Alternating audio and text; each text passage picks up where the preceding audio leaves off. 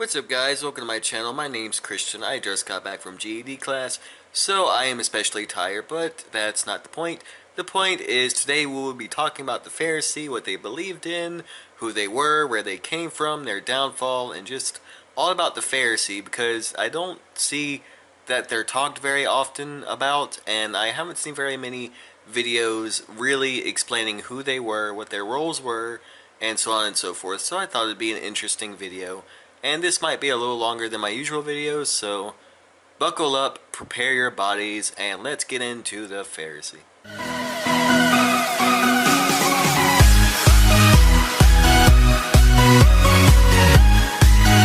So it's unknown exactly where the Pharisee came from. They might have been a splinter group from another either political or religious group, but it's unknown ultimately where they came from. But they started about 200 years before the birth of Christ, and Josephus, a famous historian, tells us that they were very simple people, and at first they were very righteous. They cared for people, and they cared about obeying the law, and they were just an overall very good group of people, and they led the people as they should. But as they grew to power more and more over the centuries, their arrogance and self-righteousness also grew.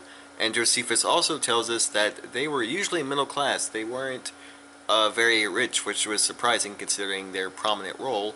And they usually made their living on building tents and so on and so forth. But overall, yeah, they were usually middle class. So the Pharisee believed in the resurrection of the dead and basically pretty much everything that the Bible had established before, which also put them at odds with another group called the Sadducees, however you say it, because they didn't believe in the resurrection of the dead and they didn't believe in a lot of the things that the Pharisee did. So obviously that put them at odds, and eventually it got to the point where they were so hostile towards each other that they wouldn't even worship together, which was basically the biggest screw you that you could give to someone back then.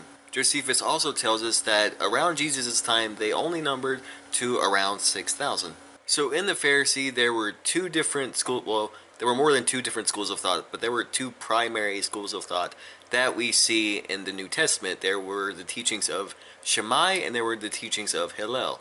Now the teachings of Shamai basically taught that you had to obey the law to the very letter, and he was very strict in upholding the law, and he was the one who encouraged the hatred towards all the Romans for their taxes and for their mistreatment and so on and so forth.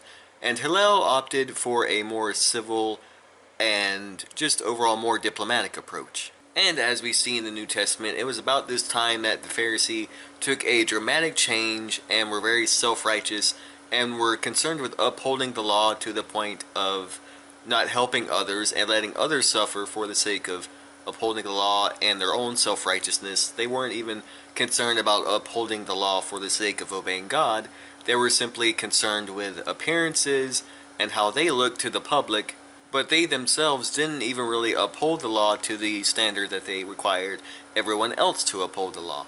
As Jesus says in the book of Matthew, they were concerned with keeping the outside of the dish clean while just letting the inside be dirty and filthy, which basically means they were only concerned with outside appearance, and they themselves on the inside were hypocrites and just not very good people. And the only time they really made any kind of compromise was when they compromised with the Sadducees and teamed up with them to crucify Jesus. So the only time they ever made a compromise was when they wanted to kill someone. Despite all of this, and despite that the Pharisees were largely self-righteous and arrogant and placed so many burdens on people that were completely unnecessary, there was also a very good side that I'm going to get into because I feel it's completely just overshadowed and not talked about. And it's important to remember that despite all of their shortcomings and everything they did that was horrible, I mean, they crucified Jesus, or had a huge part in it, the biggest part in it. It's still important to remember that there were very good people among the Pharisees, such as Gamaliel, who was actually Paul's teacher before he converted to Christianity, who opted to not have the disciples killed when they were confronted by the religious leaders in the book of Acts. So without him, the disciples wouldn't have even lived, and we would have not gotten much of the New Testament that we have today. And then you have the famous Nicodemus, who even from the beginning, believed that Jesus was more than just a man and that he was a teacher who came from God, and he sought out Jesus on his own initiative despite knowing the risks. And he asked Jesus who he was, and he learned from Jesus, and he eventually became a follower of Jesus, and he prepared Jesus' body after it was crucified for burial, and he also stayed with Jesus when all the disciples had left. They also wrote many texts that tell us about society back then and how they worked and how just society as a whole worked. And they also wrote something called the Mishnah, which tells us that Judaism persevered through the destruction of the temple in 70 AD and of course is still around today. So I hope you guys enjoy this video. I hope you learned something, and if I missed out on anything, which I know I did because I could not have possibly gone through everything that the Pharisees were and did in one video. So yeah, I hope you guys learned something, and if I missed anything, be sure to put it down in the comments down below. Tell me more about the Pharisee. If you want to hear more about other religious groups that were alive in Jesus' day, be sure to comment that, and just comment video ideas in general. If you like to support on Patreon, be sure and do that. It would definitely help this channel.